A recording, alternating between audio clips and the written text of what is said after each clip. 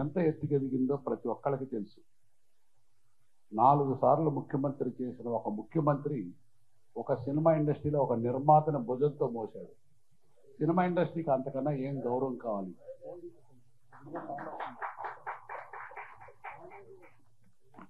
ఒక మనిషిగా పుట్టడం మనిషిగా పుట్టిన వాళ్ళందరికీ సమానం. కానీ ఒక మనిషి పోయిన తర్వాత కూడా కలకాలం గుర్తించుకోవటం ఆ మనిషి చేసిన పుణ్యాన్ని బట్టి ఆధారపడి ఉంటుంది. అందులో నాకు తెలిసినంతలో రామారావు, నాగేశ్వరరావు, కృష్ణరాజు, శోభన్ బాబు, ఎస్వి రంగారావు గారు మహామహులు. అందరితో సమకాలికుడు. ఇప్పటి వరకు 88 సంవత్సరాలు జీవించి 88వ సంవత్సరంలో కూడా రియల్ హీరోగా పైకి వెళ్ళిన మహానుభావుడు రామోజీరావు. ఆయన గురించి పర్సనల్గా దగ్గరికి వెళ్తే ఎంత మంచి మనిషో ఆయనకి బాగా దగ్గర పరిచయం ఉన్న పరుచూరి వాళ్ళ గారికి, వాళ్ళ నాన్నగారికి. నేను పరుచూరి వాళ్ళ నాన్నగారు ప్రియా పికిల్స్లో రాఘవయ్య గారు, ఆయన దగ్గర రామోజీరావు గురించి చాలా తెలుసుకున్నాను. నాకు 1982లో ఒక విమానం ఎక్కినప్పుడు నా పక్క సీట్లో ఆయన పరిచయం, అదే రామోజీరావు నాకు పరిచయం దాదాపు 42 ఇయర్స్ క్రితం. ఆ పరిచయం చివరి రోజు వరకు నాకు అంటే నా పర్సనల్గా ఆయన ఏమనాలంటే వైట్ పేపర్ మీద సంతకం పెట్టి మీ ఆస్తి మొత్తం నాకు ఇవ్వండి అంటే నాకు రాసి పంపించే అంత దగ్గరయ్యాను. ఆ మహానుభావుడిని ఎంత చెప్పినా అంటే నేను ఆయన గొప్పని కాదు, ఆయన ఎంత ఎదిగినా సరే నేల మీద నడిచే వ్యక్తి ఆయన రామోజీరావు. ఎప్పుడు ఆయన జీవితంలో ఒక అబద్ధం ఆడారగరు. ఒకళ్ళని మోసం చేయాలని తెలియని వ్యక్తి అతను. ఒకళ్ళ సొమ్ము తీసుకుందామని తెలియదు. తన శక్తితో తనకు పైకొచ్చి 10 మందిని పోషించుతాం అనే ఒక్క భావనే ఆయన ఈ స్టేజ్కి రావడానికి కారణం. ఆయన డిసిప్లైన్, ఆయన సిన్సియారిటీ, ఆయన ఆనెస్టీ 1% వచ్చినా చాలు, 1% వచ్చినా సరే మన జీవితంలో నిశ్చింతగా బతకగలం. అట్లాంటి మహానుభావుల్ని ఆదర్శంగా తీసుకోవటంలో సినిమా ఇండస్ట్రీకి ఆయన ఈనాడు పేపర్ ఉండనివ్వండి, Ramoji films, Priya pickles, shipping units చాలా ఉన్నాయి ఆయనకి. మనకు తెలియని యూనిట్స్ కూడా చాలా ఉన్నాయి ఆయనకి. అయినా సరే మన సినిమా అంటే ఆయనకి ఎంత ప్రాణమో మీ అందరికీ తెలుసు. ఒకసారి చిన్న నిర్మాతలు అందరినీ తీసుకెళ్తే ఆయన దగ్గరుండి ఆయన చేతితో వడ్డించి మీకేం కావాలని ఆప్యాయత పలకరించారు. ఇవాటికి మీ అందరికీ తెలుసు. రామోజీ ఫిలిం సిటీకి మనం ఎవరన్నా అడుగు పెడితే అది మన సొంత ఇంటికి వెళ్ళినట్టు ఉంటుంది, కానీ అది పరాయిగా ఉండదు. ప్రతి ఒక్కళ్ళకి తెలుసు ఆ సంగతి. ఆ రామోజీ ఫిలిం సిటీ అడుగు పెట్టగానే ఒక రకమైన నిండు ధైర్యం. దానికి కారణం రామోజీరావు. మనిషి అన్న తర్వాత వెళ్ళిపోవాల్సిందే, తప్పదు, అది మన చేతిలో ఉండదు. కానీ వెళ్ళిపోయిన తర్వాత ఇంకా ఇంకా ఇంకా రోజు రోజుకి ఆయన ఖ్యాతి మెరుగుపడుతూనే ఉంటుంది. ఆయన లేరని ఆ ఒక్క భావం కూడా ఉండకూడదు. ఆయన అంత ఆర్గనైజ్ చేశారు. అంచేత మిగతా బిజినెస్లో ఆయనకు ఉన్నాయండి, అది డిఫరెంట్. బట్ ఆయన ఒక మానవ రత్నం. రేపు భారతరత్న ఇచ్చినా కూడా ఆ భారతరత్న కూడా ఆయన ఈక్వల్గా ఉంటారు తప్ప ఒకటి ఎక్కువ ఒకటి తక్కువ ఉండదు. ఆయన ముందు మానవ రత్నం నాకు తెలిసినంత వరకు.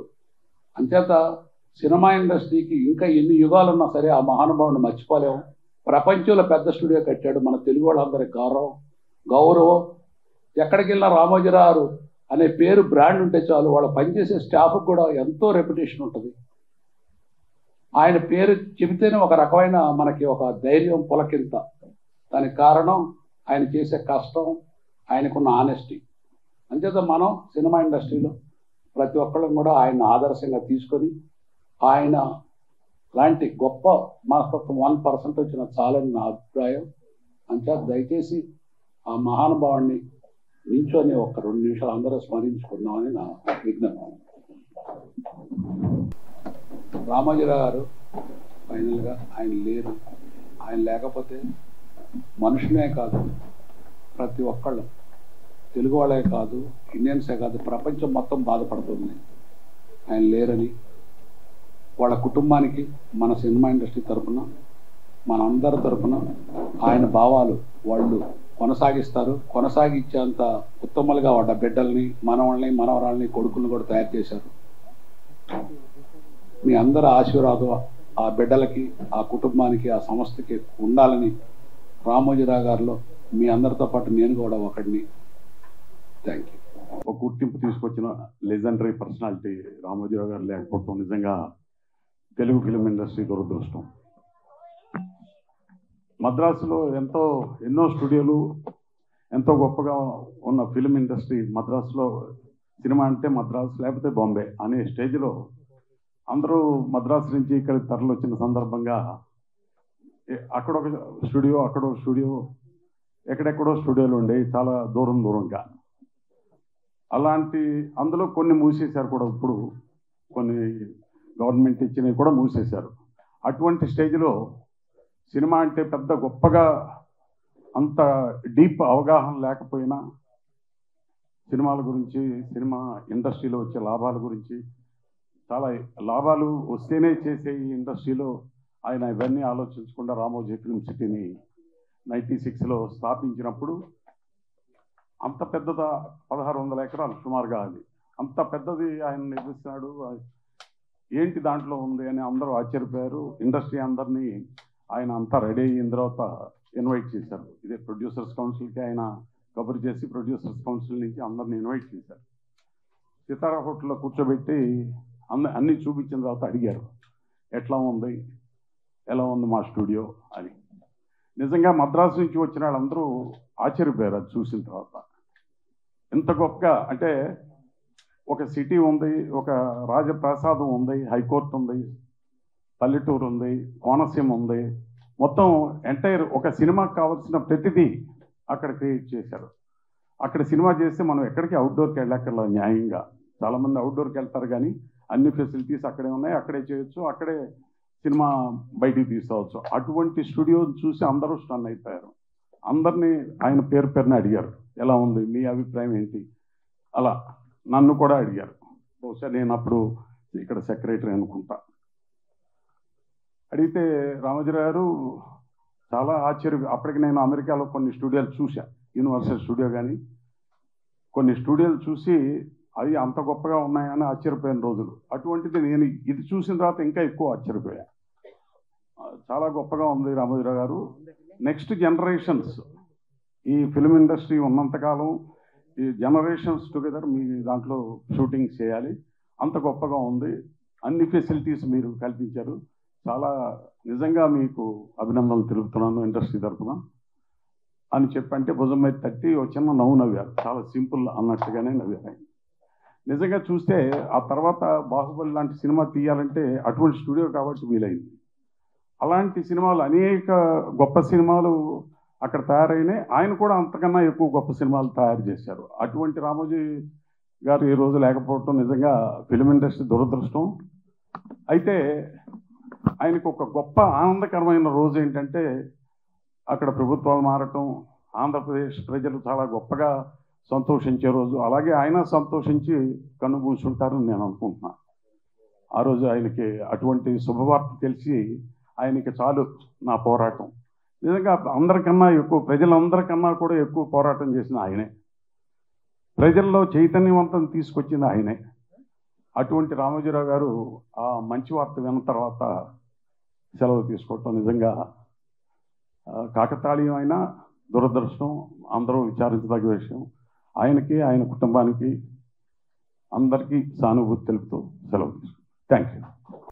రామోజీరావు గారితో మాకు 2 రకాల అనుబంధాలు. ఇందాక చదలవాడి శ్రీనివాస్ గారు చెప్పినట్టుగా మేము రామోజీరావు గారి సినిమా మౌన పోరాటం రాసింది 1989లో. కానీ మా అమ్మగారు, నాన్నగారు ఇద్దరు ప్రియా పచ్చళ్ళ కంపెనీలో వాళ్ళిద్దరూ పనిచేసేవారండి. ఇప్పుడు మీరు తింటున్న ప్రియా పచ్చళ్ళన్నీ మా అమ్మగారిదే మొత్తం. అదంతా కూడా ఆవిడ ఏ కిలోకి ఏదేది వేయాలి అనేది అలా కాగితం మీద రాసిచ్చి ఎప్పటికీ కూడా ఆ పచ్చళ్ళలో మా అమ్మగారిదే నడుస్తుంది. కాబట్టి ముందు అనుబంధం మా అమ్మగారి, నాన్నగారు. మేము మౌన పోరాటం దాకా వారితో కలిసి పనిచేయలేకపోయేవాడిని. ఎందుకంటే మీకు తెలుసు 1982-83లో సక్సెస్లు వచ్చిన తర్వాత విపరీతమైనటువంటి ఒత్తిడి, సంవత్సరానికి 20-30 సినిమాలు. ఆయనకి అలా కుదరదండి. ఆయనకి రావాలి, కూర్చోవాలి, వినాలి, రాయాలి, 1-2 సార్లు రాసి బైండ్ ఇవ్వాలి. అంత ఇచ్చే పరిస్థితి లేని సమయంలో అలా. కానీ ఈ మౌన పోరాటానికి మాత్రం అంటే అద్భుతమైన సినిమా అంతకు ముందే తీశాడండి ఆయన. ప్రపంచం అంతా ఒకసారి నిస్తేజం అయిపోయిన సినిమా ప్రతిఘటన. అసలు ఆ సినిమాతోనే సినిమా అంటే కేవలం వినోదం కాదు, విజ్ఞానం కూడా, ప్రజల్లో మార్పు తీసుకురావాల్సింది ఈ సినిమా ప్రపంచమే అనేటువంటి ఒక అద్భుతమైనటువంటి నీతిని ఆయన సినిమా ప్రపంచానికి అందించాడండి ప్రతిఘటనతో. ఆ తర్వాత ఎవరో ఒక అమ్మాయి, ఆవిడ చిన్న అన్యాయానికి గురైతే మౌన పోరాటం చేసి ఆ అమ్మాయి గెలిచినటువంటి ఒక పేర అది చూసి మోహన్ గాంధీ గారిని దర్శకుడిగా పెట్టి మమ్మల్ని పిలిపించి, ఇది మీరు రాయాలి, ఆర్డర్ వేయండి. సార్ ఎంత ఉంది మాకు తెలియదు, ఇది ఎంత ఉన్నా అది వాళ్ళ హృదయాల్లోకి వెళ్ళిపోయేలాగా తయారు చేయాలి అన్నప్పుడు ఆ మౌన పోరాటం సినిమా మీలో చాలామంది చూసి ఉంటారు. అది ఒక అద్భుతం అండి. అంతే, ఒక చిన్న డౌన్ ట్రాడన్ లేడీ అంత పోరాటం చేస్తుందా, అలా గెలవగలదా, ఇది నిజమేనా అని ఎవరు అడగలేదండి. అది నిజమే అని నమ్మారండి. అలా ఆ చివరిలో కాసేపు తడబడ్డామండి. వాళ్ళిద్దరిని కలిపిన తర్వాత నా బిడ్డని అతను ఒప్పుకున్నాక ఆ భార్యాభర్తలతో కలిపి ముగిద్దామండి అంటే ఆయన ఒప్పుకోలే. క్వశ్చన్ లేదు, ఆయన వెళ్ళిపోవాలంటే ఆ పాపను తీసుకుని ఆయన వెళ్ళిపోతా ఆ లాస్ట్ షాట్ వేయించాడు. ఆ తర్వాత ఇంకా 4-5 సినిమాలు రాసామండి. బట్ ఈ సినిమా అనేది మౌన పోరాటం మాకు జీవితంలో అంటే నీ వెనకాల ఏమున్నాయి సినిమాలు అంటే మనం ఈనాడు ఒకటి, మౌన పోరాటం ఒకటి, ఇట్లా మేము రాసిన 400 సినిమాల్లో 10 సినిమాలు చెప్పుకోగలమండి. ఎందుకంటే ప్రపంచం మొత్తం కూడా దాన్ని మెచ్చింది. అలాంటి సినిమాల్లో 2 వారి దగ్గర వచ్చినాయి. అంచేత పత్రికా ప్రపంచం అండి ముందు. నాక్షరహ అక్షరహ, క్షరము లేనిది అక్షరము అంటే నాశనము లేనిది అక్షరం. ఆయన అక్షర యోధుడు, అక్కడ పెట్టుకుంటాం మనం హెడ్డింగ్ లైన్ని. అక్షరాన్ని ఆయుధంగా చేసి అక్షరం బాణంగా వెళ్ళి కొట్టడం ఏంటండి? అసలు ఎవరైనా కొట్టగలరా? ఆ ధైర్యం ఉండాలిగా ముందు. నేనేమైపోతానో, నా పేపర్ ఏమైపోతుందన్న భయం ఉంటుందిగా.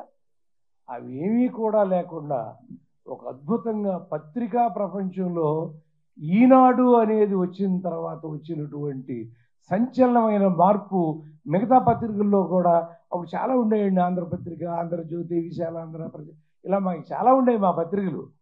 కానీ గవిక్కిరి అరే పేపర్ చూసావా ఇదంటే ఏమనేవారు తెలుసండి? ఈనాడులో పడిందా అని అడిగేవారు. అంటే ఈనాడులో ఉంటే నమ్మండి అని. ఎంత విశ్వాసాన్ని సంపాదించాడు మహానుభావుడు. హ్యాట్స్ ఆఫ్ అండి ఆయన. అలా ఒక పత్రికలో, ఒక టీవీలో వచ్చిన వార్త నిజము అని అంటే ఆ టీవీలో వచ్చిందా, ఆ పత్రికలో వచ్చిందా అని అంత గొప్ప సంపాదించి 88 సంవత్సరాల సుదీర్ఘ జీవితంలో తప్పు అంటే ఏంటో తెలియకుండా, అసత్యము అంటే ఏంటో అర్థం తెలియకుండా నీతి నియమాలతో బ్రతికినటువంటి మహానుభావుడు మాకు భీష్మాచార్యుడు ఆయన. అటువంటి భీష్మాచార్యులు గారికి శిరస్సు వంచి నమస్కరిస్తూ మీ అందరి పక్షాన, మన పాత్రికేయ ప్రపంచం పక్షాన, మన సినిమా ప్రపంచం పక్షాన వందనాలు తెలియజేస్తూ సెలవు తీసుకుంటున్నాను. నమస్కారం. తెలుగు ఫిల్మ్ ఇండస్ట్రీ మరియు 24 క్రాఫ్ట్లు అనగా producers council, movie artist association, writers association, అన్ని అసోసియేషన్లు నిర్వహిస్తున్న రామోజీరావు గారి సంస్మరణ సభకి ఇక్కడకు విచ్చేసిన ప్రతి ఒక్కరికి పేరు పేరున నా హృదయపూర్వక నమస్కారాలు తెలియజేస్తున్నాను. రామోజీరావు గారు ఒక వ్యక్తి కాదు, ఒక వ్యవస్థ. అంటే ఈ సమాజాన్ని చైతన్యవంతం చేయటానికి ప్రజల్ని చైతన్యవంతం చేయటానికి అనేక మంది అనేక ఆయుధాలు తీసుకొని ఉంటారు. సినిమా కొంతమంది, నాటకం కొంతమంది, అలాగే పత్రికలు ద్వారా ఇలా రకరకాల ఆయుధాలు తీసుకుంటారు. బహుశా రామోజీరావు గారు ఉన్న ఆయుధాలను అన్నిటినీ ఉపయోగించి ప్రజల్ని చైతన్యవంతం చేశారు. ఎందుకంటే వారి ఈనాడు పేపర్ ద్వారా బహుశా మన ఆంధ్ర రాష్ట్రంలో 2 తెలుగు రాష్ట్రాల్లో పొద్దున్నే లేచి ఈనాడు పేపర్ చదవకపోతే ఆ రోజు సరిగ్గా లేదు అన్న ఫీలింగ్ ఉన్న చాలా కోట్ల మంది, వందల మంది, లక్షల మంది ఉన్నారు. అంటే ఒక పత్రిక ద్వారా ఇంతటి సామాజిక చైతన్యాన్ని తీసుకురావటం, ఒక పత్రిక ద్వారా చైతన్యాన్ని తీసుకురావటమే కాదు, బహుశా 1982, 83లో ఈ రాష్ట్రంలో 2 పార్టీలే ఉండేవి. ఒకటి కాంగ్రెస్ పార్టీ, 2 కమ్యూనిస్ట్ పార్టీలు. కమ్యూనిస్ట్ పార్టీలు ఎందుకన్నానంటే రామోజీరావు గారు మొట్టమొదటిసారిగా ఒక పేపర్ పెడదాము, ఒక ఇది చేద్దాము అంటూ వారు పనిచేసింది వామపక్ష పార్టీలు ఉన్న విశాలాంధ్ర పేపర్లో చేస్తూ అక్కడున్న చెట్టీశ్వరరావు గారిని సలహాలు తీసుకొని అక్కడి నుంచి ఈనాడు పేపర్ మొదలైంది.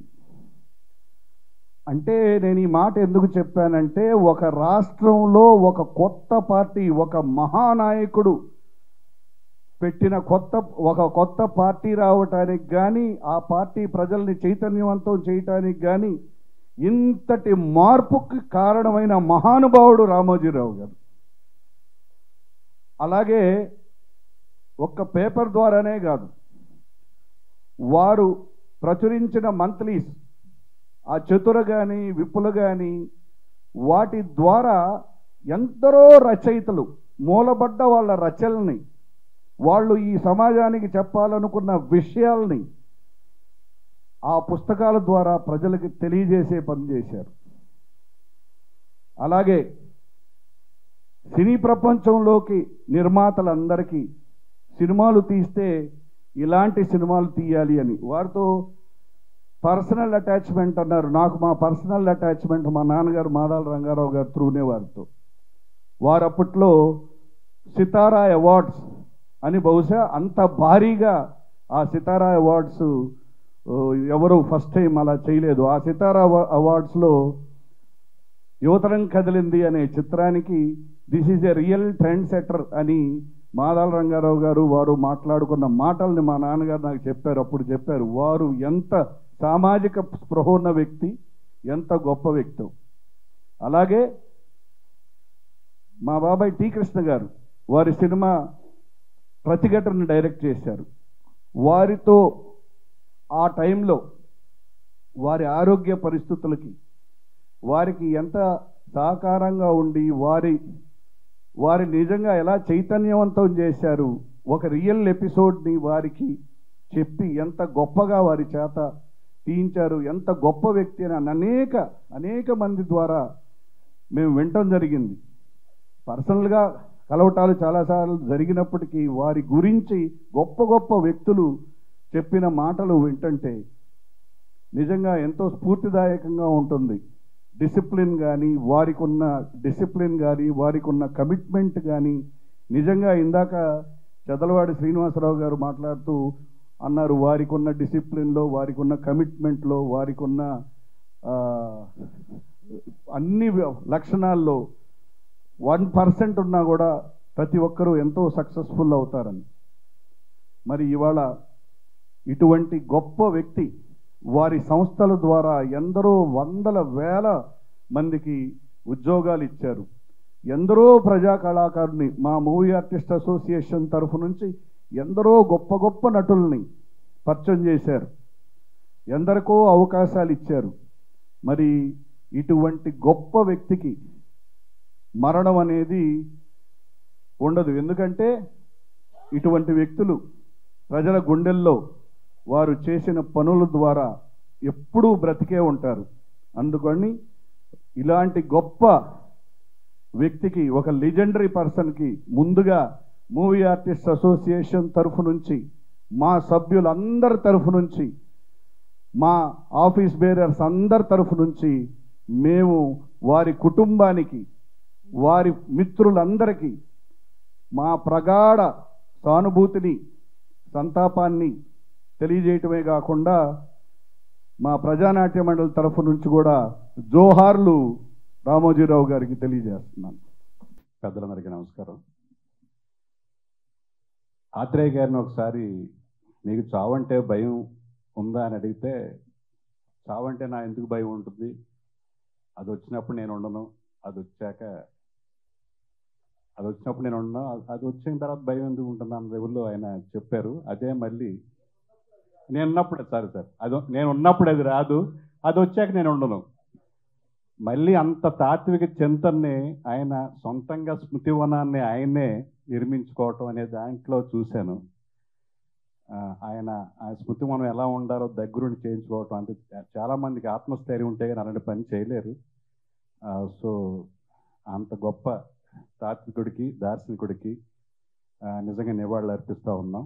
ఆయన ఎక్కడ చనిపోలేదు, మనకి దూరం కాలేదు. మనం పొద్దున్నే లేవగానే చూసే న్యూస్ పేపర్లో ఉంటారు, మనం రిమోట్ ఆన్ చేస్తే ఈటీవీలో ఉంటారు, మనం డైనింగ్ టేబుల్ మీద రుచికరమైన టిఫిన్ చేయాలంటే ఆ ప్రియ పచ్చడిలో ఉంటారు, మనం బోరు కొడితే ఆయన తీసిన సినిమాల్లో ఉంటారు. మన క్రియేటివ్ ఉండి దర్శకులుగానో, నిర్మాతలుగానో, టెక్నీషియన్లుగానో షూటింగ్ జరుపులంటే ఆయన రామోజీ ఫిల్మ్ స్టూడియోలో ఉంటారు. మన సినిమా నిర్మించిన తర్వాత దాన్ని విడుదల చేయాలంటే మయూరి ఫిల్మ్ డిస్ట్రిబ్యూషన్లో ఉంటారు. మనం ఏదన్నా పొదుపు చేసుకుని దాన్ని దాచుకోవాలంటే మారదర్శి చిట్ ఫండ్స్లో ఉంటారు. సో ఆయన చావు లేదు, ఆయన అమరుడు. అలాంటి గొప్ప వ్యక్తి తెలుగువాడిగా పుట్టినందుకు మనం అందరం గర్వపడాలి. ఎందుకంటే తెలుగు భాష కోసం ఆయన చేసిన అన్ని సేవలు లాభాపేక్ష లేకుండా విపులా చతుర అనే మ్యాగజైన్లు కొన్ని దశాబ్దాలు నడిపారు ఆయన. అందులో ఒక పైసా కూడా లాభాపేక్ష లేదు, ఆయనకి నష్టం వచ్చేది. ప్రపంచంలో ఉన్న గొప్ప సాహిత్యాన్ని, కథల్ని, అలాగే భారతీయ ఇతర భాషలో వచ్చిన కథల్ని వాటిని అనువాదం చేసి విపుల ద్వారా అందించేవారు, చతుర ద్వారా ఒక నవలను అందించేవారు. అలాగే రీసెంట్ ఇయర్స్ వరకు కూడా తెలుగు వెలుగు అనే మ్యాగజైన్ మళ్ళీ ఆయన ఆ భాష మీద అభిమానం పోకుండా తెలుగు వెలుగు అనే మ్యాగజైన్ నడిపారు మొదటి వరకు. ఈ డిజిటల్ యుగంలో వెబ్సైట్స్ రాజ్యం టైంలో ఆ తెలుగు వెలుగు కూడా ఆయన రీడర్స్ లేక ఆ వెబ్సైట్లోనే నిర్వహిస్తూ ఉన్నారు. సో అలాంటి వ్యక్తి తెలుగు భాషకి ఆయన చేసిన సేవ కానీ, అలాగే రైతు బిడ్డగా ఆయనకున్న అభిమానం కూడా, అన్నదాత అనే ఓ మ్యాగజైన్ని రైతుల కోసం నడిపేవాళ్ళు. సో సంపూర్ణమైన జీవితం, ఎన్నో గొప్ప విజయాలు. అలాంటి వ్యక్తి అన్ని రంగాల్లోనూ, అటు పాత్రిక రంగంలోనూ, సినిమా రంగంలోనూ ఎన్నో గొప్ప సినిమాలు, అంటే ఆయన చేసిన సినిమాల్లో ఎంతో మందికి స్ఫూర్తి కలిగించే పరుచూరి గారు చెప్పారు. ప్రతిఘటన అనే సినిమా మేము చిన్నప్పుడు చూసి బయటకు వస్తుంటే ఎవరైనా రౌడీ కనిపిస్తే వాడిని ఎరగొడదామన్నంత ఇన్స్పిరేషన్ వచ్చేది. అలాగే ఒక ఎథ్లెట్స్ని ఇన్స్పైర్ చేయడానికి అశ్విని నాచప్ప జీవితాన్ని తీయటం కానీ, అలాగే ఒక కాలు కోల్పోతే మళ్ళీ ఆమె గొప్ప నాట్యమయూరిగా ఒక ఆర్టిఫిషియల్ లెగ్ పెట్టి ఉన్న సుధాచంద్రన్ జీవితాన్ని మయూరి అనే సినిమాగా చేయటం కానీ, పరుచూరి గారు పనిచేసిన మౌన పోరాటం, ఒక గిరిజన యువతి ఒక మౌన పోరాటం దాని అన్యాయం చేసిన వ్యక్తి మీద చేయటం అనేది, అలాంటి అన్యాయం చాలామంది జరుగుంటుంది. వాళ్ళకందరికీ ఒక చైతన్యవంతం చేరిన దృష్టితో అయిన మౌన పోరాటం అనేది అది హిట్ అవుతుందో లేదో, కమర్షియల్గా అవుతుందో లేదో తెలియకుండా ఒక కమిట్మెంట్తో, అలాంటి ఎవరైతే ఆడవాళ్ళు ఎవరైతే అన్యాయం గురయ్యారో వాళ్ళందరికీ ఒక చైతన్యవంతం చేయాలనే దృష్టితో ఆ సినిమా చేయడం కానీ, అలా ఆయన అన్ని సినిమాలు కూడా ఎక్కడ వల్గారిటీ లేకుండా ఫ్యామిలీ మొత్తం చాలా ఆరోగ్యకరమైన సినిమాలని ఆయన రూపొందించారు. సో అలాంటి గొప్ప వ్యక్తికి మనం హైదరాబాద్ రామారావు గారు చెప్పినట్టు ఒక వరల్డ్ సినిమా, అలాగే భారతీయ సినిమా మళ్ళీ మద్రాసు, ముంబై కాకుండా హైదరాబాద్ని ఒక సెంటర్ చేశారు. రామోజీ ఫిల్మ్ సిటీ అనే గొప్ప ప్రపంచంలో అతిపెద్ద స్టూడియో చేశారు. అలాంటి వ్యక్తికి, మహనీయుడికి మా దర్శకుల సంఘం తరఫున నివాళులు అర్పిస్తూ సెలవు. సినీ రచయితల సంఘం ప్రధాన కార్యదర్శిని. నాకు మా చైర్మన్ గారితో 8 ఏళ్ళు ప్రత్యక్షంగా పనిచేసినటువంటి అనుబంధం ఉంది. నేను ఈ రోజుకి కూడా నేను పేరు పెట్టి పిలవలేకపోవడం అనంటే, మా డిఎన్ఏలోనే ఈనాడులో ఒకసారి పనిచేయడం మొదలుపెట్టిన తర్వాత మా డిఎన్ఏలో చైర్మన్ గారు ఆయన ఆశయాలు, ఆయన లక్ష్యాలు, ఆయన సమాజం గురించిన చింతన, సమాజం గురించిన ఆలోచన తప్ప వేరే ఏది ఉండదు. 1994లో మొట్టమొదటిసారి నేను స్టూడెంట్గా ఉన్నప్పుడు ఉషా కిరణ్ మూవీస్ అనేటువంటి ఒక డిపార్ట్మెంట్ మొదలవుతుంది. దానికి ఓల్గా గారు సారథ్యం వహిస్తారు అన్న న్యూస్ చూసినప్పుడు చిన్నప్పటి నుంచి డ్రామాలు అవి రాస్తున్న దాన్ని ఎప్పటికైనా రైటర్ అవ్వాలనే ఒక ఉద్దేశంతో ఆయనకి ఒక ఉత్తరం రాశాను. సార్, నేను మిమ్మల్ని కలవాలి, నేను ఉషా కిరణ్ మూవీస్లో జాయిన్ అవ్వాలి అని చెప్పి. అడ్రస్ ఏం రాయాలో తెలియదు. రామోజీరావు గారు, హైదరాబాద్ అని రాశాను. అది ఆయనకి వెళ్ళింది.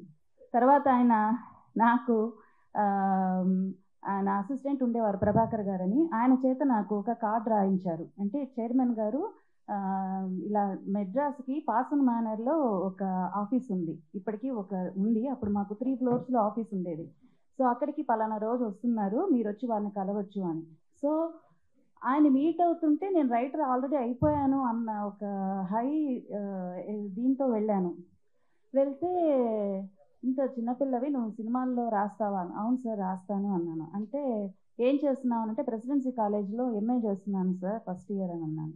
ఎందుకని ప్రెసిడెన్సీ కాలేజ్లోనే చేస్తున్నావు అని అంటే, ప్రెసిడెన్సీ కాలేజ్ సార్, అక్కడ చిన్నయ్య సూరి గారు చేశారు, కందుకూరి వీరేశలింగం గారు చేశారు, మనకు వచ్చిన నోబెల్ విన్నర్స్లో 3 ఆ కాలేజ్ నుంచే ఉన్నారు, అదిగో ఆ సముద్ర తీరంలోనే శ్రీశ్రీ గారు వెళ్ళారు, చలం గారు తిరిగారు. ఇలాగ అసలు ఒక 5 నిమిషాలు 10 నిమిషాలు అనర్గళంగా దాని గురించి నా భావావేశాన్ని చెప్పినప్పుడు, నువ్వు ఇప్పుడు నాతో చెప్పిందంతా కాగితం మీద పెట్టి తీసుకురా, అప్పుడు నేను డిసైడ్ చేస్తాను అన్నారు. అంటే ఎప్పుడు తీసుకురావాలి సార్ అంటే, నేను ఇక్కడ 3 రోజులు ఉంటాను, నువ్వు ఇంటికి వెళ్ళి బాగా ఆలోచించుకొని చక్కగా రాసి తీసుకురా, అది చూశాకే నేను డిసైడ్ చేస్తాను అన్నారు. నేను ఇంటికి వెళ్ళాలంటే ఇక్కడ నుంచి ఇంట్లో అప్పుడు మా మనలి పుదునగర్ అంటే అక్కడి నుంచి 2 hours జర్నీ. ఇప్పుడు నేను వెళ్ళి 2 గంటలు ఇంటికి వెళ్ళి మళ్ళీ రేపు పొద్దున రాసి తీసుకొని మనసు మార్చుకుంటే మళ్ళీ మనకు సమస్య అవుతుంది, నేను అంతవరకు వెయిట్ చేయలేను అని, మీరు తెల్ల కాగితాలు ఇప్పిస్తే నేను ఇప్పుడే రాస్తాను సార్ అన్నాను. అంటే ఆయన అక్కడ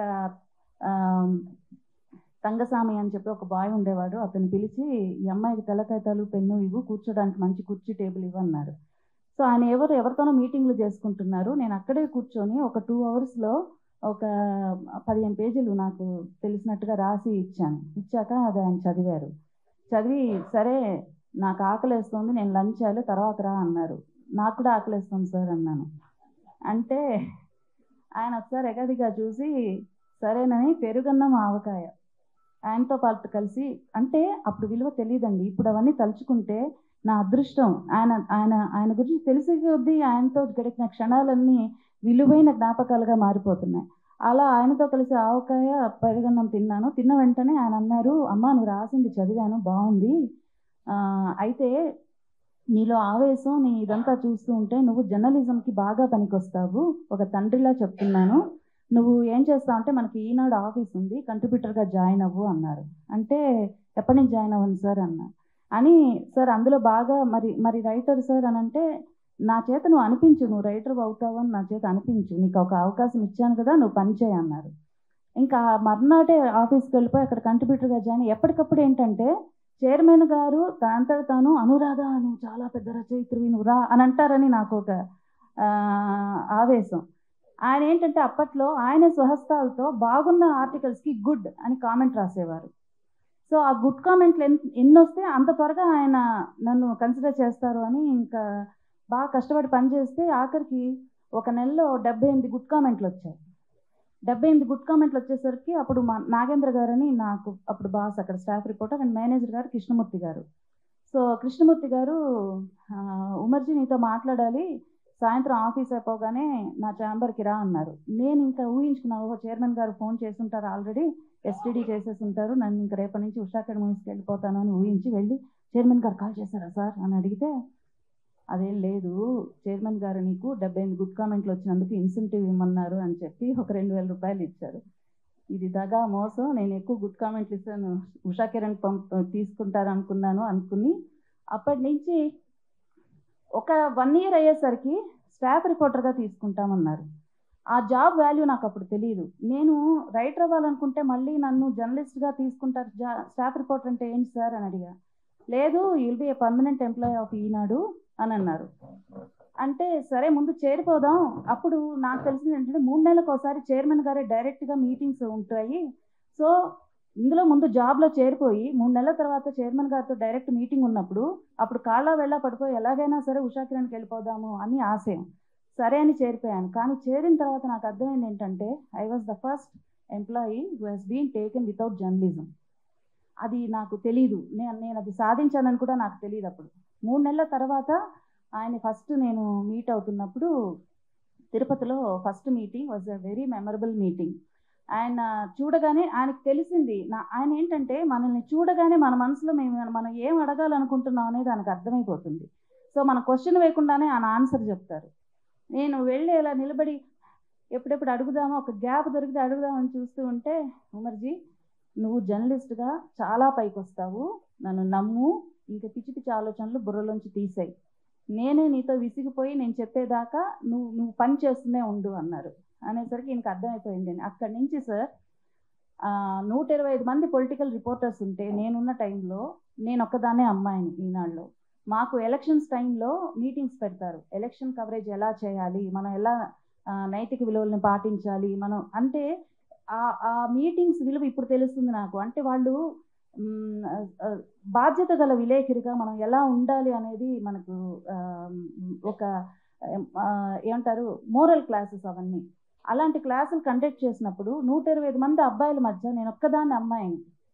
నాకు చైర్మన్ గారికి మన మీద అభిమానం ఉంది అనేది నాకు అర్థమైన తర్వాత ఈ బ్యాక్ బెంచ్ స్టూడెంట్లా తయారవడం మొదలుపెట్టా. అంటే అప్పుడు మా ఎండి గారు రమేష్ బాబు గారు, వారు లేరు ఇప్పుడు, వారు క్లాసులు తీసుకుంటుంటే వెనకాల కూర్చొని కామెంట్లు చేయడం, మాకు తెలుసు సార్ మేము చేస్తాం సార్ అంటే ఇలాంటివన్నీ. ఇది కూడా ఆయన దగ్గరికి రిపోర్ట్ వెళ్ళింది. వెళ్ళి నువ్వేంటి దబాయించడం మొదలు పెట్టామంట, నీ మీద కంప్లైంట్లు వస్తున్నాయి, సరిగ్గా బుద్ధిగా పనిచేయని ఆయన కేకలేసేటప్పుడు కూడా అది మనకి వినబుద్ధి అవుతుంది. జస్ట్ లైక్ మా ప్రెసిడెంట్ గారు కూడా అప్పుడప్పుడు కేకలేస్తుంటారు, మనకి వినబుద్ధి అవుతుంది అది. ఓకే ఇదేదో బాగానే ఉంది, మనల్ని పొగుడుతున్నారు, యాక్చువల్లీ మనల్ని తిట్టారు అనేది మనం తర్వాత వెళ్ళి వెనక్కి వెళ్ళి ఆలోచిస్తే కానీ అర్థం కాదు. అప్పటికప్పుడు మనల్ని ఏదో పొగుడుతున్నారని అనిపిస్తుంది. మా చైర్మన్ గారు కూడా మమ్మల్ని అలాగే తిట్టేవారు. సో అలా క్లాస్ తీసుకున్నారు. అండ్ 1996 అసెంబ్లీ ఎలక్షన్స్లో నాకు బెస్ట్ రిపోర్టర్ అవార్డు కూడా వచ్చింది. అప్పుడు ఇలాంటి అచీవ్మెంట్స్ వచ్చినప్పుడు నాకు దొరికిన ఒక అద్భుతమైన మెమరీ ఏంటంటే ఆయన డైరెక్ట్గా ఫోన్ చేసి మెచ్చుకునేవారు, చాలా బాగా చేసావమ్మా అని. అలా అన్నా డిఎంకే పార్టీ వాళ్ళ మీద నేను రాసినటువంటి ఇన్వెస్టిగేటివ్ స్టోరీస్ నా టైంలో ఎవరూ రాలేదు అని చెప్పి ఇప్పుడు అర్థమవుతుంది నాకు. ఆ టైంలో నేను చేసిన పని విలువ నాకే తెలియదు. ఒకసారి అన్నా డిఎంకే వాళ్ళ పార్టీ కార్యకర్తలే దొంగసారా కాస్తుంటే దాని ఫోటోలు తీసివేస్తే, అప్పటిదాకా ఏంటంటే మా ఈనాడు తమిళనాడు ఎడిషన్ ఇలా మామూలుగా ఇలా మడత పెట్టి ఉంటుంది డిస్ప్లేలో. ఆ రోజు ఏంటంటే ఫుల్గా డిస్ప్లే చేశారు, ఇలా క్లిప్ పెట్టి డిస్ప్లే చేసేసరికి అది ఎవరో చూసి ఆ న్యూస్ 2 డేస్లో చైర్మన్ గారి దగ్గరికి వెళ్ళిపోయింది. ఆయన కాల్ చేసి I'm very proud of you Umarji, మన పేపర్ని మడత విప్పి తగిలించేలా చేసావు, I'm very proud of you అని అన్నారు. అప్పటి నుంచి ఏంటంటే ఈ మడత విప్పకుండా ఇలాగే అది ఓకే మడత విప్పి తగిలించడం అనేది అచీవ్మెంట్ మాట అని అర్థమై అప్పటి నుంచి అలాంటి స్టోరీలు ఏం రాయాలా అని కొన్ని స్టోరీస్ చేసా. వల్లువర్ కోటంలో విచారఘట్టం, ఆ స్టోరీ వచ్చినప్పుడు కూడా ఆయనే స్వయంగా ఫోన్ చేసి మెచ్చుకోవడం. సో ఇలాంటి ఎన్నో మెమరీస్. ఆ తర్వాత ఇంకా సినిమా అంటున్నాను అని చెప్పి నన్ను ఇక్కడ రామోజీ ఫిలిం సిటీలో, రామోజీ ఫిలిం సిటీ గురించి చెప్పాలంటే superb memory. First day first batch ఇక్కడ అప్పుడు ఈటీవీ స్టార్ట్ చేసేసారు. ఈటీవీ స్టార్ట్ చేసిన తర్వాత ఈటీవీ వినోది అని ఒక సెకండ్ ఛానల్ స్టార్ట్ చేయాలన్న ప్రపోజల్ వచ్చినప్పుడు ఆ సెకండ్ ఛానల్కి సినిమా డెస్క్కి నన్ను వేశారు రిపోర్టర్గా. సో నన్ను ట్రాన్స్ఫర్ చేశారు. అప్పుడు మా ఆఫీసు ఈ రామోజీ ఫిలిం సిటీలో సామ్రాట్ బిల్డింగ్లో మా ఆఫీస్ ఉండేది, ఫస్ట్ ఫ్లోర్లో.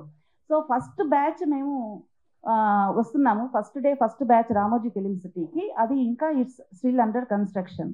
అయితే ఈ బస్సు నడిపే డ్రైవర్కి ఏంటంటే అప్పుడు మనకి మెయిన్ డోర్ వైపు ఉండేది కాదు, ఇట్లా ఈ పక్కన ఒక చిన్న సందులాగా ఉండేది అనాస్పూర్ అని, అందులోంచి వెళ్ళాల్సి వచ్చేది సాంఘీ టెంపుల్ మెయిన్.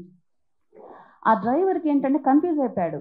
వాడు వెళ్తున్నాడు, గంట అయిపోయింది, రామోజీ ఫిలిం సిటీ ఎప్పటికీ రాదు. అప్పటికి మాకు మొబైల్ ఫోన్స్ కూడా ఏం లేవు. తర్వాత చూస్తే సడన్గా విజయవాడ 290 కిలోమీటర్స్ అనే బోర్డు కనిపించింది. అందరం ఒక్కసారి గట్టిగా అరిచాం, మనం విజయవాడ వెళ్ళిపోతున్నాం అనేసరికి వాడు ఒక్కసారి ఉలికిపడి మళ్ళీ వెనక్కి వచ్చి, ఈలోపు చైర్మన్ గారు ఏంటంటే ఈ ఫస్ట్ బ్యాచ్ ఇంకా రాలేదేంటి, ఆయన హెడ్ మాస్టర్లా ఉంటారు, అప్పుడప్పుడు మాకు హెడ్ మాస్టర్ లాగా ఉంటారు. వచ్చి గబగబా సామ్రాట్ బిల్డింగ్లోకి వెళ్ళబోతుంటేనే ఆయన కార్లో చూస్తున్నారని అర్థమైంది. వెళ్ళిపోతున్నా, పారిపోతున్నా ఏంటి, ఇంత లేట్ అయింది ఏంటి అంటే ఇది జరిగింది అని అన్నాను. అంటే ఓకే కొద్ది రోజుల తర్వాత ఇబ్బంది ఉండదు అన్నారు. తర్వాత కట్ చేస్తే ఒక పెద్ద రోడ్డు పక్కన అది అది ఇంకా ఇట్స్ రెడీ టు రోల్, ఆ road is ready to open అన్నప్పుడు ఒక్కసారి ఆయన చైర్మన్ గారి దగ్గరికి మామూలుగా వెళ్ళాను. వెళ్తే ఇంక నుంచి దారి తప్పక్కర్లేదు, చూసావు కదా మన దారి. ఈ హ్యాస్ అ వెరీ అండ్ ఈనాడు ఖైరతాబాద్లో పనిచేసినప్పుడు ఆయన 5th ఫ్లోర్లో ఉండేవారు అండ్ మాదేమో ఆఫీస్ 2nd ఫ్లోరు. ఎప్పుడన్నా లిఫ్ట్ దగ్గర ఒకేసారి ఎదురు పడితే మనం జనరల్గా చైర్మన్ గారు కదా బాగుండదు, ఆయనే వెళ్ళని ముందు లిఫ్ట్లో అని మనం ఇలా పక్కన పెడితే రమ్మనేవారు. ఆ లిఫ్ట్లోంచి 5th ఫ్లోర్ వెళ్ళే లోపు ఏం చేసావు, ఈ 1 వీక్లో ఏం చేసావు, అది చేసావు ఇది చేసావు ఏదో చెప్తారు. ఈ sets us goals. And AR Rahman గారిని ఫస్ట్ నేను ఇంటర్వ్యూ చేసినప్పుడు మెచ్చుకున్నారు, డైరెక్టర్ శంకర్ గారిని ఇంటర్వ్యూ చేసినప్పుడు మెచ్చుకున్నారు. WTC టవర్స్ మీద అమెరికాలో అది క్రాష్ అయినప్పుడు మన పేపర్లో, ఈనాడు పేపర్లో మాత్రమే ఒక న్యూస్ వేశాము. అదేంటంటే జస్ట్ ఆ ఇన్సిడెంట్ జరగడానికి ఒక 2 months బ్యాక్ యూఎస్లో ఒక లేడీ ఫ్లైట్లో ఇలాగే కొంచెం ఏదో కొద్దిగా తేడాగా ఉంది అని చెప్పి వెళ్ళి ఆమె లోకల్ పోలీస్ స్టేషన్లో రిపోర్ట్ చేస్తే వాళ్ళు దాన్ని తేలిగ్గా తీసుకున్నారు. They are not paid very serious attention. అది నేను అప్పట్లో ఇంటర్నెట్ అనేది అప్పుడప్పుడే వస్తున్న కొత్త, సో దాన్ని రీసెర్చ్ చేసి కనుక్కొని FBI వెబ్సైట్లోకి వెళ్ళి కనుక్కుని ఆ న్యూస్ మనం ఈనాడులో చేసి, మాకు స్కోరింగ్స్ ఉంటాయి, మనం ఏం స్కోర్ చేసాము ఇవాళ, మనం ఏ న్యూస్ స్కోర్ చేసాము అని. ఆ న్యూస్ స్కోర్ చేసినందుకు ఎవరు కారణం అవుతారో వాళ్ళని తప్పకుండా ఆయన మెచ్చుకుంటారు. ఆ విషయంలో కూడా ఆయన నన్ను చాలా మెచ్చుకున్నారు. అండ్ ఇంకొకటి last and final which I have so many memories like that, but సమయాభావం వల్ల ఇంకొకటి చెప్తాను. అదేంటంటే లగాన్ ఆస్కార్ కౌంట్డౌన్లో లగాన్ గురించి ఒక సిరీస్ ఆఫ్ ఆర్టికల్స్ రాశాను. రాసినప్పుడు లాస్ట్లో ఒక ఆర్టికల్లో ఒక 4 lines రాశాను. భారతీయ కథల్ని కూడా హాలీవుడ్ సినిమా చిత్రాల్లో ఉన్నటువంటి ఆధునికతను కనుక జోడిస్తే మనకు తప్పకుండా మన సినిమాలకు కూడా ఆస్కార్ వస్తుంది అని చెప్పి అది రాసినప్పుడు ఆయన ప్రత్యేకంగా నన్ను ఛాంబర్కి పిలిచి నాకు ఒక 10,000 రూపీస్ ఆయన పర్సనల్గా గిఫ్ట్ చేసి, నువ్వు దర్శించావు, you have the talent of visualizing thing, this will happen very soon this will happen అని అన్నారు. ఆ తర్వాత నేను రైటర్ అవ్వాలి అని చెప్పి అడిగినప్పుడు మళ్ళీ ఇంకొకసారి ఆలోచించు, నీ జర్నలిజం దీంట్లో you have pioneered so many things, I have achieved so many things. ఇప్పుడు మళ్ళీ రైటింగ్ అనే దగ్గరికి వెళ్తే మళ్ళీ నువ్వు 0 నుంచి స్టార్ట్ చేయాలి. Maybe you will find a day where you will regret for your decision, అదంతా ఆలోచించు అంటే, లేదు సార్ పర్వాలేదు, I'm ready to start from 0, I'm ready to accept that to not to become anything అని కూడా అంటే అప్పుడు ప్రియాంక సీరియల్ ఇచ్చారు. అండ్ ఇప్పటికీ ఈనాడు ఈజ్ మై ఫ్యామిలీ. అండ్ ఇప్పుడు కూడా నేను ఈనాడులోకి అడుగు పెడితే it's like my family and I'm doing some work for all to them also. And ఇలా ఆయన గురించి చెప్పాల్సి వస్తుంది అని నేను ఎప్పుడు అనుకోలేదు. My deepest condolences to my family. Thank you. నాకు అంటే ఆయన ఫ్యామిలీ పరంగా తెలుసు, కానీ ఆయనతో నాకు మొదటి పరిచయం అనేది 1991-92 మధ్యలో జరిగింది. ఆయనకు వైజాగ్లో డాల్ఫిన్ హోటల్ అని ఉండేది, అట్లాగే మా ఫ్యామిలీకి అప్సరా హోటల్ అని ఉండేది. సో మా ఫ్యామిలీ తరఫున అప్సరా హోటల్ అప్పుడున్న ఆంధ్రజ్యోతి నేను హ్యాండిల్ చేసేవాడిని అక్కడ వైజాగ్ బ్రాంచ్కి. ఆ టైంలో యూనియన్ ఇష్యూస్ వచ్చినప్పుడు ఆ పర్టికులర్ విషయంలో మాట్లాడదాకా నేను డాల్ఫిన్కి ఆయన వచ్చినప్పుడు 3 రోజులు ఉంటారు అక్కడ. ఉన్నప్పుడు కలెక్టర్ జరిగింది, అది the first meeting I had. అక్కడి నుంచి కూడా దాని తర్వాత ఆయన ఫిల్మ్ సిటీ మొదలు పెడతాం. ఫిల్మ్ సిటీలో ఫస్ట్ సినిమా ఓపెన్ అయినప్పుడు అర్జున్ రాజు గారు ప్రొడ్యూసర్గా ఉన్నప్పుడు మొదలుపెట్టినప్పుడు అట్లా జర్నీ వెంట ఆన్. అందరికీ ఎక్స్పీరియన్స్ ఉంది, అందరూ ట్రావెల్ ఉమర్జీ చెప్పినట్టు they have a long travel. 4th estate అనేది ఆయన మెయింటైన్ చేసినట్టు ఎవడు మెయింటైన్ చేయలేదండి. 4th estate is media. So I think maybe he's only one person, at least in Indian this continent. Yellow journalism తావు లేకుండా మెయింటైన్ చేశాడు ఆయన. ఎవరు ఏమనుకున్నారో నాకు తెలియదు, అనుకున్నారు చాలామంది చాలా అనుకుంటారు. ఆయన కమ్మ అని చెప్పి కమ్మకి చేసిన చాలా దాఖలాలు ఉన్నాయి, ఇది టీడీపీ చూసినప్పుడు కానీ ఎన్ని కానీ. But I don't think he was that personality at all. ఆయన సమాజానికి ఏం కావాలి, హ్యూమానిటీకి ఏం చేయాలి, keeping all what do you call that, caste, creed and all this aside, he used to address that. I think he's one of the supreme personalities like that. ఈ మధ్య legendary personality అని చాలా మందికి ఆహ్వానిస్తుంటాం. It's become a fashion, but I think he's a true legend. He's one of the true legends of our country, and especially for the media. And ఎన్నో వ్యాపారాలు, ఎన్నో కుటుంబాలు, ఎవరు చెప్పారు ఇందాక, పునాన్ గారు వీళ్ళందరూ చెప్పారు. ఐ థింక్ అన్ని కుటుంబాలని స్టాండర్డ్గా past so many years, so many businesses, he's taking care of them. Their love will always be with their family, and Prakata Sadmurti and all family members andarki kuda, I pray to God to give them all the strength to face, and the next generation to take over his principles. Thank you very much. 24 Crafts అందరూ కలిసి ఈరోజు ఒక గొప్ప వ్యక్తి, ఒక మహానుభావుడు, ఎన్నో వేల కుటుంబాలకి మార్గదర్శిగా నిలిచినటువంటి ఒక మహావృక్షం. అలాంటి వృక్షం కింద ఎంతోమంది సేద తీరారు, ఎంతోమంది ఎన్నో రకాలుగా వారి వారి కుటుంబాలను కాపాడుకోవడం జరిగింది. అలాంటి కోవాలో నేను ఒకడిని. ఫస్ట్ నేను ఒక కామెడీ ప్రోగ్రామ్ చేయడానికి హైదరాబాద్కి వచ్చినప్పుడు ఫస్ట్ ఈటీవీలోనే చేయడం జరిగింది. దానికి నేను ఫస్ట్ నంది అవార్డు అందుకుంది కూడా ఆ సంస్థ నుంచే. సో ఆ ఫస్ట్ నందిని ముట్టుకుంది రామోజీరావు గారి సంస్థ ద్వారా, ఆయన చేతుల మీదుగా, అంటే ఆయన పెట్టిన భిక్షే. అది కాకుండా ఎన్నోసార్లు ఆయన చేతుల మీదుగా నేను రివార్డులు అందుకోవడం జరిగింది.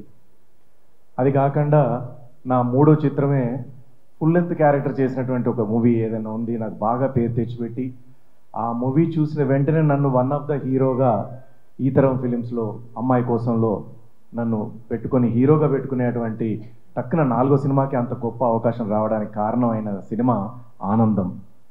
ఉషా కిరణ్ మూవీస్లో నుంచి వచ్చినటువంటి ఆనందం మూవీ, పర్సు మర్చిపోయిన క్యారెక్టర్. సో త్రోఅవుట్ హీరో పక్కన ఫుల్ లెంత్ క్యారెక్టర్. అలాంటి ఒక గొప్ప మూవీని ఇచ్చి మళ్ళీ వెనక్కి తిరిగి చూసుకోకుండా, అంటే అదే ఫస్ట్ నా హిట్ మూవీ, అది కూడా మరి రామోజీరావు గారు పెట్టిన భిక్షే.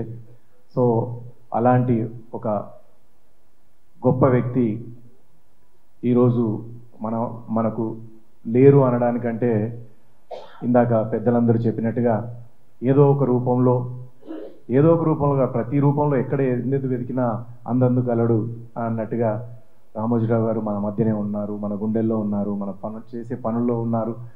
ఆయన ఏదైతే సిద్ధాంతాలతో ఉన్నారో, ఏదైతే సిద్ధాంతాలు పాటించారో అదే సిద్ధాంతాలు మనం కాపాడుకుంటూ వెళ్తే చాలు అన్నంత